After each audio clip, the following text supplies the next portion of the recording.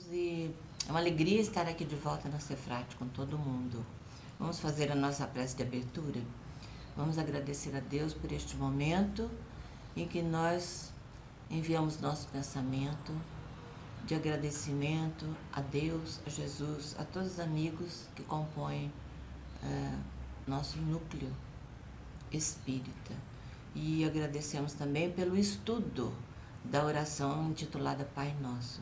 Que nós todos tenhamos um bom momento de aprendizado e até de pesquisa, se quisermos. Graças a Deus, e que assim seja. Então, a palestra de hoje se intitula Estudando o Pai Nosso. É uma palestra baseada no artigo de uma pessoa que não assinou o seu próprio nome, mas assinou como um livre pensador. Vamos considerar de início algumas coisas, como nós espíritos sabemos que a prece tem poder magnético, assim como a palavra e o pensamento. E os cientistas também sabem disso. A física quântica fala muito disso, a força do pensamento é a força magnética de todas as coisas, dos nossos pensamentos, das nossas palavras e das nossas atitudes. E a prece é um recurso que nos coloca em contato direto com aquele espírito ao qual nós nos dirigimos.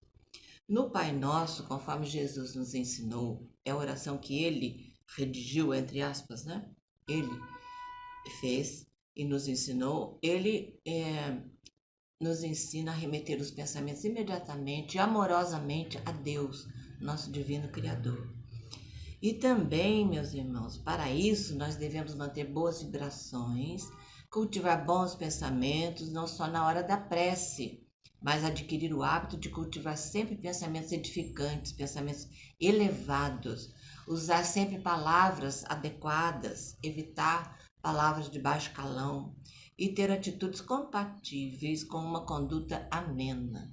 Assim nós encontramos paz e repletamos nosso coração de tranquilidade.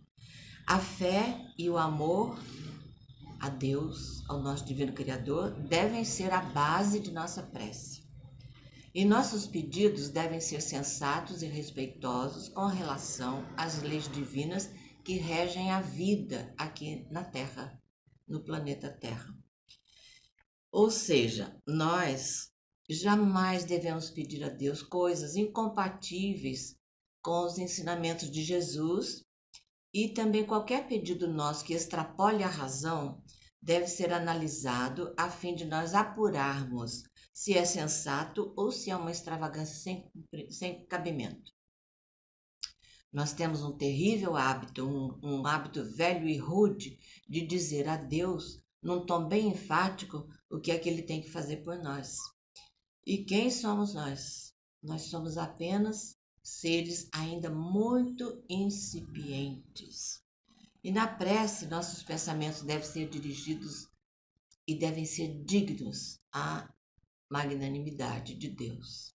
Jamais pedir-lhe coisas que seriam incompatíveis com a lógica das leis divinas. Quanto ao momento e ao local adequado para proferirmos uma prece, uma oração, não os há especificamente. Nossa ligação com Deus por meio da prece pode se dar a qualquer momento e em qualquer lugar. Em nosso lugar e a qualquer hora, nós podemos elevar nossos pensamentos a Deus e orar sempre. E se estivermos, digamos assim, antenados, ligados, nós vamos perceber que ao longo de um dia, simplesmente, ou de todos os dias da nossa vida, nós recebemos muitos favores divinos. E dizer obrigado, Senhor, já é uma prece, já é uma oração. A prece deve ser simples e breve. Deus conhece nossos pensamentos e nossos propósitos. Ele sabe tudo de que nós necessitamos e isso não nos exime de orar. Nós devemos orar sempre. E é altamente salutar e bem acolhida a prece intercessória. O que é a prece intercessória? É quando nós fazemos uma prece pedindo por alguém, uma terceira pessoa. Por exemplo, nestes dias de agrura, de pobreza, muitos numa miséria total, dias de frio excessivo como os passados, e estamos aguardando nova onda de frio aqui em São Paulo, e são dias de também escassez de alimento, como nós temos visto sempre pelos noticiários. Nós podemos orar por aqueles que dormem ao relento, sem teto, sem leito, sem água, sem saber se naquele dia conseguirão algo com que se alimentem. Devemos orar sempre. Nós desconhecemos o motivo pelo qual existem irmãos nossos em tamanha penúria, mas Deus conhece os motivos. A Deus é claro, bem claro, e como se fosse uma oportunidade de resgatar alguma coisa de erro, tanto em vidas pregressas quanto nessa própria vida mesmo. Como André Luiz nos recomenda, ajudar o próximo sempre, mas jamais mudar a sua vida. Por quê? Antes de reencarnar, nós traçamos um plano para vivenciar aqui na crosta terrestre. Se nós não tivermos ainda condições de fazer isso, espíritos incumbidos dessa assistência virão nos ajudar. Quer dizer, a montar a programação da vida que nós temos que fazer aqui. Que programação é essa? É que quando nós observamos, entre aspas, o DVD da nossa vida, nós vamos ver que cometemos alguns equívocos, alguns erros. Eu não uso a palavra pecado, porque nós somos ainda incipientes, nós não sabemos coisa nenhuma e estamos no começo da nossa experiência como seres humanos. Então, o sofrimento de hoje é devido a erros que nós cometemos nesta vida ou em outras vidas. E Deus está nos dando a oportunidade de nós agora corrigirmos, vamos fazer direito nessa nova reencarnação. Queremos acertar. E pela ação da justiça permanente, que impera por toda parte, o ser humano sofre tudo o que fez um outro alguém sofrer. Isso se processa por meio das leis divinas. Aqui nós vemos que as leis divinas vão se fazer valer por intermédio da consciência de cada um de nós. E o ensinamento continua. Agora vamos falar na íntegra o texto que é do Evangelho segundo o Espiritismo, no capítulo 5, no item 7. Então vamos ver. Se o ser humano tiver sido duro em alguma reencarnação, ou na última, ou estiver sendo duro nesta, ele poderá, a seu turno, ser tratado duramente e com desumanidade numa outra vida. Se foi orgulhoso, poderá nascer em humilhante condição. Se foi avaro, egoísta, ou se fez mau uso de suas riquezas, poderá ver-se privado do necessário. Se foi mau filho, poderá sofrer pelo procedimento de seus filhos, e assim por diante. Isto é a expiação. Nós estamos encarnados num planeta de provas e de expiação. As provas, conforme o Livro dos Espíritos nos esclarece, na questão 258, nós podemos até escolhê-las.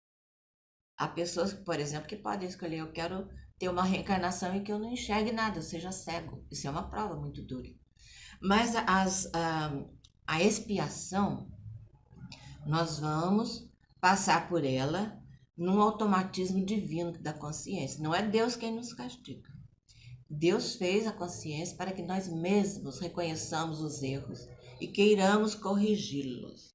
Então, a cada vicissitude, cada erro, cada equívoco, cada coisa difícil que fizemos prejudicando alguém outro ou fazendo sofrer essa pessoa, a cada vicissitude cumpre ao indivíduo lembrar-se de que, se já estivesse num patamar evolutivo mais adiantado, já teria superado essa fase da expiação. E que só depende de nós mesmos não voltarmos a este mundo. Mas como nós não voltaremos a este mundo? Um mundo de provas e de expiação. Trabalhando para que nós adquiramos virtudes e corrijamos os erros. Não reiteremos os nossos erros. Na Terra, cada um de nós encontra circunstâncias específicas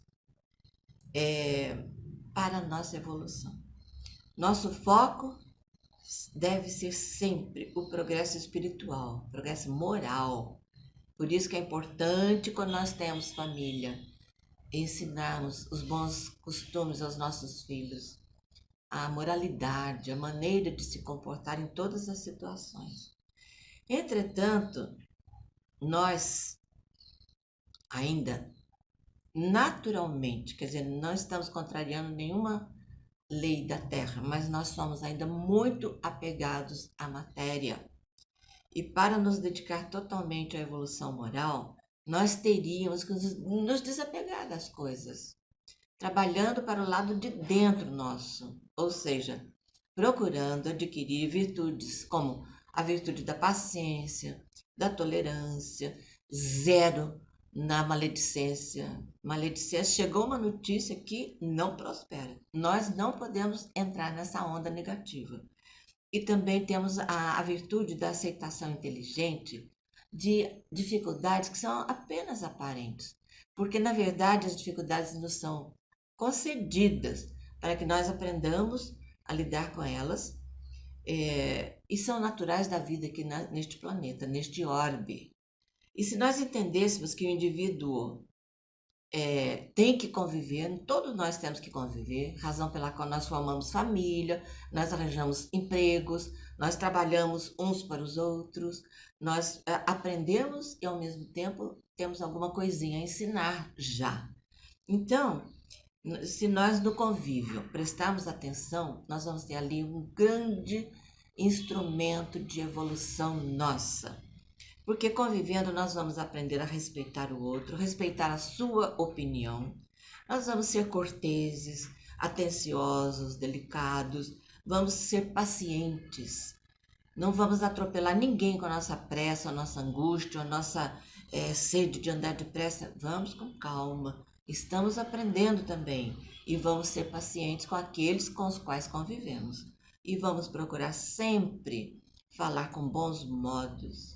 E assim por diante. O convívio tem que ser harmonioso.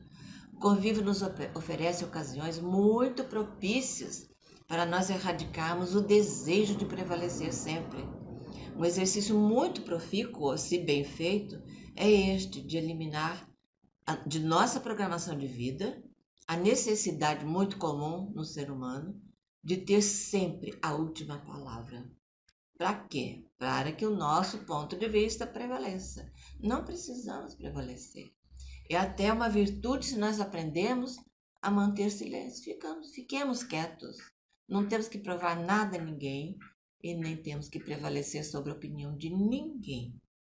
Quando nós nos habilitarmos ao amor, ao perdão, à renúncia lúcida, renuncie a algo com lucidez, em prol de alguém ou em favor da paz. Vamos ficar quietos de vez em quando.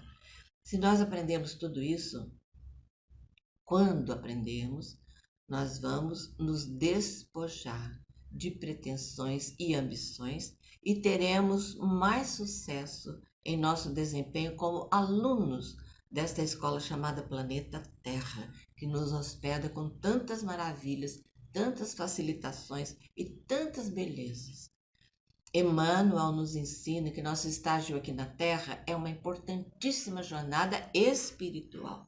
E a doutrina espírita reforça o fato de que a vida material é uma grande jornada evolutiva. Tanto é que nós nascemos, estamos encarnados, recém-nascidos, e já começamos a trilhar o caminho de volta para o mundo espiritual. É para lá que nós temos que voltar. Façamos tudo para que sejamos felizes nas nossas, vamos dizer, no nosso desempenho aqui na Terra e também quando chegarmos ao mundo espiritual, que sejamos úteis, sejamos trabalhadores, estudiosos, estejamos lá em boas condições evolutivas. E será que é mesmo necessário a gente passar pela vida material? E por quê? Então, nós vamos ao capítulo 4 do Evangelho segundo o Espiritismo, do item 25. E agora eu vou ler o que diz ali o ensinamento de um espírito de luz. A passagem dos espíritos pela vida corporal é necessária para que eles cumpram, por meio de uma ação material, os desígnios cuja execução Deus lhes confia. É-lhes necessária a bem deles, visto que a atividade que são obrigados a exercer lhes auxilia o desenvolvimento da inteligência.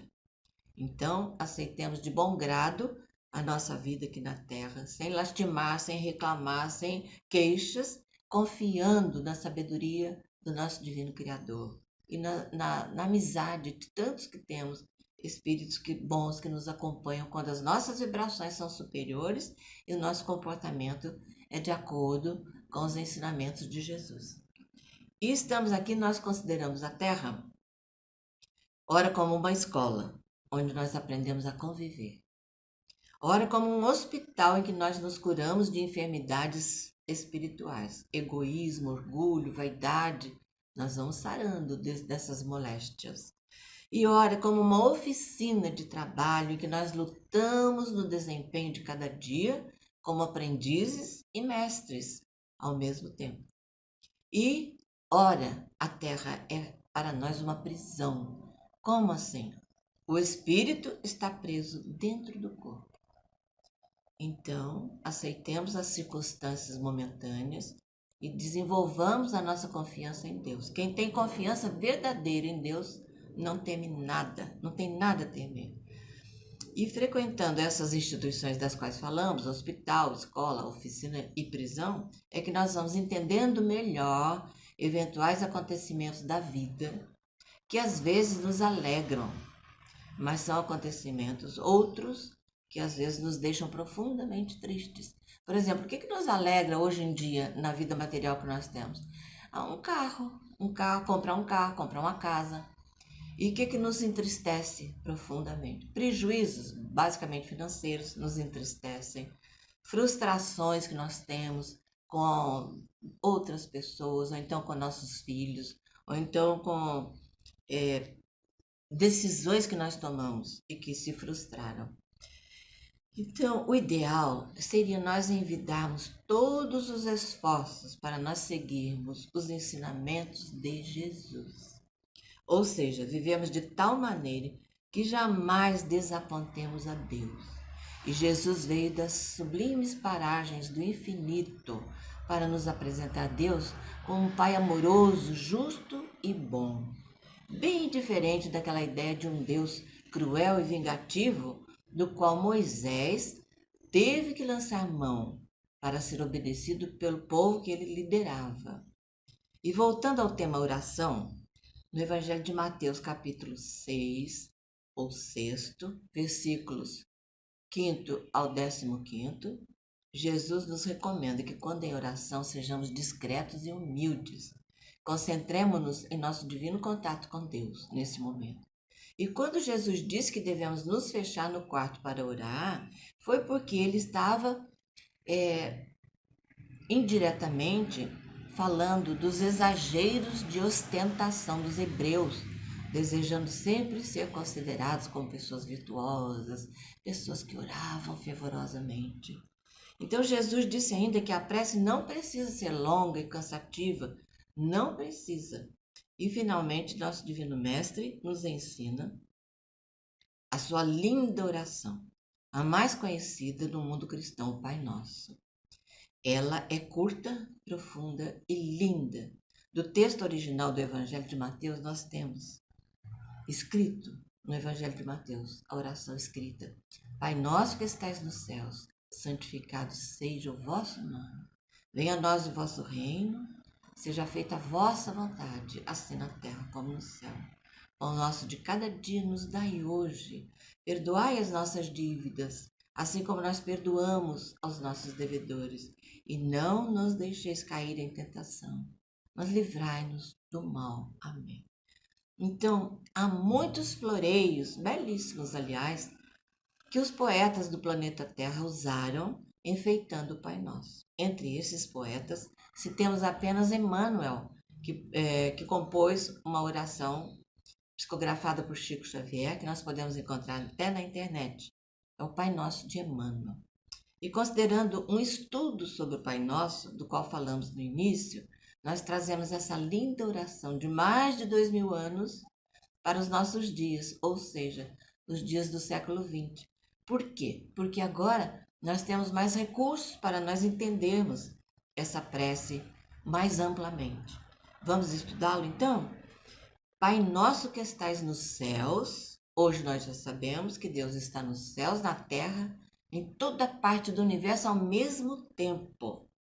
Reconhecemos que não temos ainda intelecto para entender a natureza de Deus, não temos, mas nós temos no peito um tesouro de fé inabalável, uma fé que nos sustenta nos momentos difíceis e que nos encanta nos momentos felizes. Não entendemos a natureza de Deus, mas nós o sentimos. E a certeza dessa fé magnífica que nos faz desejar que o nome de Deus seja sempre reverenciado, exalçado e respeitado. Portanto, orando, nós dizemos com total convicção: santificado seja o vosso nome. Razão porque jamais deveremos proferir o nome do Senhor com raiva ou num momento de ódio ou até de eventuais xingamentos. Quando nós dizemos: venha a nós o vosso reino, nós sentimos uma grande alegria, porque Jesus nos ensinou a dizer isso. Então, é um ensinamento de absoluta confiança.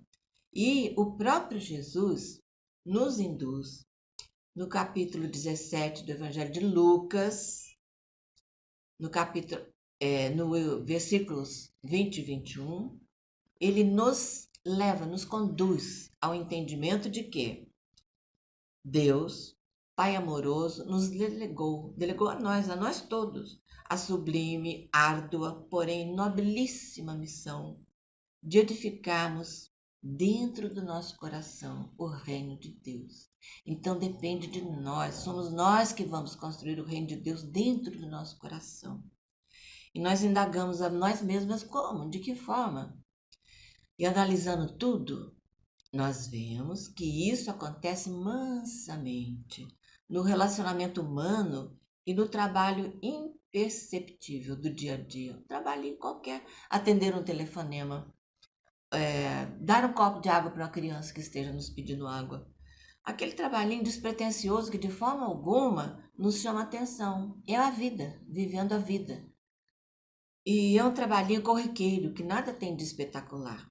É um trabalho contínuo, como nosso respirar, não cessa. É de todos os momentos, de todos os dias da nossa vida. E acontece embutido em fatos triviais, silenciosos ou não, aos quais nem sempre nós prestamos atenção. Muitas vezes estamos lavando a louça, digamos assim, estamos pensando em outras coisas, mas estamos trabalhando.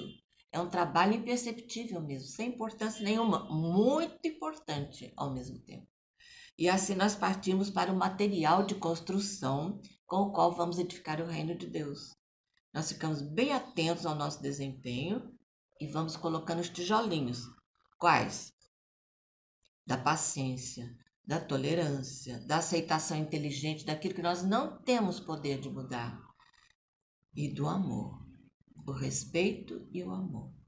É assim que nós realizamos nossa reforma íntima. Mudamos o nosso gênio, mudamos o timbre de voz para falar com as pessoas, escolhemos o vocabulário de afeto, de ternura, de doçura, porque nós temos que aprender isso para mudar a ferocidade que nós trazemos de outras vidas quando nós ainda não éramos seres humanos. Então, nós temos, para a nossa reforma íntima, que considerar que temos circunstâncias muito favoráveis que foram cuidadosamente preparadas antes de nós reencarnarmos, de acordo com aquela programação de vida que nós traçamos. E falamos de circunstâncias favoráveis ao processo evolutivo. Podem até ser circunstâncias difíceis, desagradáveis, mas se elas estiverem produzindo frutos profícuos para a nossa evolução, são apropriadas e favorecem o nosso crescimento espiritual.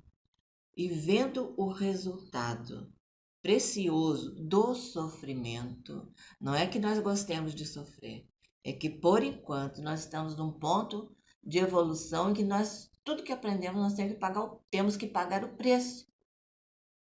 Então, temos sofrimentos. Aqui no planeta Terra, todos experimentam sofrimentos. Os ricos, os poderosos, os pobres, os despojados de tudo, os feios, os bonitos, os gordos, os magros, todos nós sofremos. Não podemos reclamar da vida. Faz parte do planeta que nos hospeda. Deus nos matriculou nesta escola para que nós nos desvencilhemos dos defeitos que ainda temos. Então, aceitando essas experiências com fé e confiança nos métodos do Divino Criador, esse sofrimento se torna benéfico. Desta forma, nos habilitaremos a construir em nosso coração o reino de Deus, graças também ao atrito natural no convívio de uns com os outros. Nós vamos nos deparar com contemporâneos nossos, nós não precisamos conhecê-los, pessoas que vivem ao mesmo tempo que nós estamos aqui na Terra, conhecidos ou não, que de uma forma muito natural nos aplicam dolorosos corretivos, cujo significado nem sequer entendemos. Digamos que você tem um anel de formatura, você se formou como médico, então tem aquele anel maravilhoso que seus pais lutaram para comprar para você. E alguém, que a gente não sabe quem, ou talvez saiba, vem e se apropria desse anel. É um sofrimento, mas é um corretivo também. Nós vamos passar a meditar, nós vamos falar com Deus mais intensamente, nós vamos filosofar sobre esse acontecimento. E essas pessoas que nos causam o corretivo, que nem sempre precisa ser só de anel, pode ser de uma informação equivocada que deem a nosso respeito, eles atuam como retificadores da consequência de alguma conduta equivocada de nossa parte num passado qualquer, um passado próximo ou distante. Agradeçamos a Deus. Vamos agradecer pelo dispositivo divino chamado consciência, que nos faz manter justamente o desejo de passarmos por situações retificadoras, semelhantes àquelas situações que nós impusemos a companheiros de então. É o procedimento da expiação, conforme já comentamos. E isto está no capítulo 5, no item 7. De O Evangelho segundo o Espiritismo. São instrumentos de nossa evolução as pessoas que, querendo ou sem querer, nos causam tristeza, muitas vezes prejuízos, muitas vezes ficamos sem saber como agir, sem saber o que fazer, porque estamos passando por provas duras. Mas nós sabemos que Deus usa o homem para a evolução do semelhante. Então é assim, aquele espírito encarnado que ainda está numa evolução precária, ele vai cometer um deslize, ele, com o livre-arbítrio dele, equivocadamente, vai prejudicar alguém, ou vai se apossar do anel, né? Ou vai ser mensageiro de uma informação equivocada sobre uma pessoa correta. Então, para corrigir aquele que está no ponto certo, para receber o corretivo, é que Deus usa o outro que ainda não está, e pelo próprio livre-arbítrio ele cometeu o erro. Não é castigo de Deus. É vamos dizer assim, uma maneira de nos educar. É a pedagogia divina. Uns em convívio com os outros, muitos acertando e outros cometendo erros. Porque todos nós cometemos erros. Não tem como não cometê-los, porque nós não sabemos ainda como agir, nós estamos aprendendo.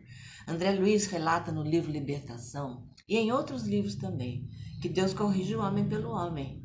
Então, é o que nós acabamos de ver que realmente acontece. E vamos ver que pequenas nuances em nossa transformação vão ser o efeito de atritos naturais da vida aqui na Terra.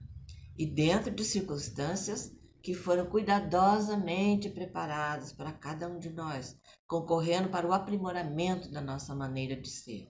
É assim que nós construímos o reino de Deus dentro dos nossos corações. E continuemos então o Pai Nosso, quando, vivendo a vida, nós vamos adquirindo a capacidade de entender com humildade que é a vontade de Deus, que tem que imperar no universo inteirinho, a começar do nosso pequenino universo pessoal. Então, orando, nós pensamos, sentimos e verbalizamos. Seja feita, Senhor, a vossa vontade, assim na terra como no céu. E nós vemos que no capítulo 7, nos versículos 7 a 12 do Evangelho de Mateus, nós vamos dizer, nós vamos aprender a pedir, conforme Jesus nos falou, nos disse, para que peçamos e para que recebamos. Nós vamos pedir o pão nosso de cada dia. O pão nosso de cada dia nos dai hoje, Senhor. Dai-nos o alimento da alma. Derramai a vossa luz sobre nossa mente para que nós tenhamos discernimento. E que essa luz divina incida também em nossos corações, para que nós aprendamos para todo sempre o amor ao próximo como a nós mesmos. E dai-nos o alimento de cada dia, então o pão do alimento do corpo, para que nós cuidemos do corpo como instrumento do Espírito e que nós estejamos sempre em condições de boa saúde para que possamos alongar a nossa frequência a esse bendito educandário que é o planeta Terra. E aqueles que trouxeram uma programação de vida muito austera, que vão ficar despojados do lar, do teto, da cama, do alimento, vamos pedir a Deus que dê forças a eles. Nós não podemos pedir a Deus que mude o roteiro de alguém, porque esse roteiro foi planejado. Então nós podemos pedir que a pessoa que passe por essas dificuldades tenha força, coragem, determinação para conseguir vivenciar uma reencarnação purificadora dos erros cometidos anteriormente. E vamos pedir então a Deus que ampare aqueles que não têm o alimento, que não têm um teto, que não têm nem mesmo água, e que eles consigam vivenciar sua retificadora programação de vida. E chegamos à invocação de pedir a Deus que perdoe as nossas dívidas, assim como nós perdoamos nossos devedores. Esse final de oração foi muito modificado já por outras religiões. Mas Jesus aqui, ele faz uma ligação com a parábola do servo incompassivo, que está em Marcos, no capítulo 18, dos versículos 24 a 35. O que foi que aconteceu? Um empregado, vamos dizer, um mordomo de um senhor muito poderoso, devia a esse senhor, seu patrão, muitas coisas. Então um dia o patrão fala, e aí, você vai me pagar? Vou, o senhor aguarda mais um pouco que eu vou pagar o senhor. E saiu dali de perto do patrão e foi, vamos dizer assim, falar com um outro que era subalterno dele, do mordomo, e chegou e falou, ô fulano, cadê o dinheiro que eu te emprestei? Você nunca me falou em pagar isso, eu tomo posse dos seus bens, vendo a sua esposa, seus filhos, seus animais, e você tem que me pagar. Então Jesus pede para a gente aprender a perdoar e que pedir a Deus, perdoai, Senhor, as nossas dívidas, assim como nós perdoamos os nossos devedores. Essas são as palavras originais de Jesus nessa prece tão bonita. E vamos pedir que sigamos avante quando cometemos um erro. Nós temos que aprender o auto-perdão. Erramos? Erramos. Todos nós erramos. Não vamos ficar atrelado à consciência de culpa. Vamos tratar de trabalhar melhor e vamos procurar não reiterar o erro. Vamos procurar. E aquelas pessoas que nos causaram prejuízo, tristeza, perseguições, eles são instrumentos da nossa evolução. Vamos aguentar, faz parte, nós toleramos e oramos. Jesus falou, orai pelos vossos inimigos. Orai por aqueles que vos caluniam e vos perseguem. Jesus não ia nos ensinar uma coisa tão difícil de fazer se não tivesse uma recompensa de nos livrarmos do nosso próprio mal, das nossas ignorâncias de ainda. E vamos ver que esse perdão divino tem que ser espontâneo e tem que ser sincero, porque nós queremos seguir Jesus. Quando ele na cruz levantou os olhos aos céus e pediu a Deus que nos perdoasse, dizendo, Pai, perdoai-lhes porque não sabem o que fazem. Que gesto mais maravilhoso, do qual raramente lembramos. o qual raramente comentamos. E Jesus nos pediu também que façamos, nos ensinou, melhor dizendo, que façamos um pedido muito importante: não nos deixeis cair em tentação. No Evangelho de Mateus, no capítulo 24, versículo 46, nós temos: não nos deixeis cair em tentação, vigiai e orai para não cairdes em tentação. Foi o que o nosso Divino Mestre nos falou. Então, assim, vamos pedir que Ele nos livre de todo mal, porque dele, Deus Todo-Poderoso, é o poder, o reino e a glória. Está registrado, segundo disse Jesus, no capítulo 6 de Mateus, no versículo 13º. Então, agradecendo a Deus pela prece tão bonita que hoje nós temos melhor condição de entender, agradecemos muito também por nos haveres, Senhor, concedido a divina presença de Jesus no planeta Terra, nos ensinando o amor, nos ensinando a amar. Que assim seja. Vamos encerrar então o nosso trabalho agradecendo mais uma vez a Jesus, o divino pastor de nossas almas, que ele nos conduza e que nos sintamos realmente conduzidos pelas estradas da evolução, que são estradas difíceis, mas que temos que percorrer, e quando temos fé e confiança no divino pastor, tudo fica mais fácil de tolerar, de vivenciar. Muito obrigada, Senhor. Que assim seja.